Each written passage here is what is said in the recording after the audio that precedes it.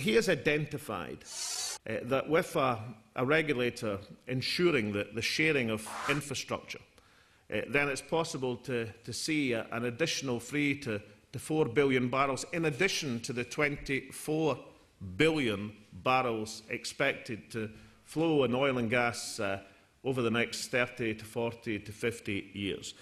As he's pointed out, that additional recovery would be approximate to £200,000 million on its own, to add to the 1.5 trillion.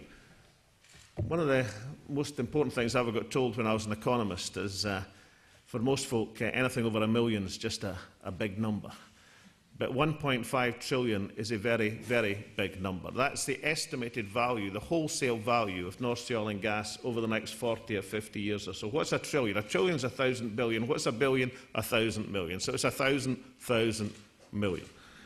But the key point about that figure, and the key point to understand, and the key point which Sir Ian Wood understands, is that figure, that wholesale figure, that 1.5 trillion, that is actually greater than the value of oil and gas in wholesale terms over the last 40 years.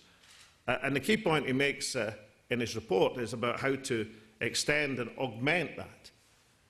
But the absolutely critical point, and the one that should be understood, that even though production peak was some time ago, in value terms, because of the rising price of hydrocarbons, the greater part of the value of oil and gas is still to come in wholesale terms. And if we follow the wise provisions in Ian Wood's recommendations, then we can augment that further.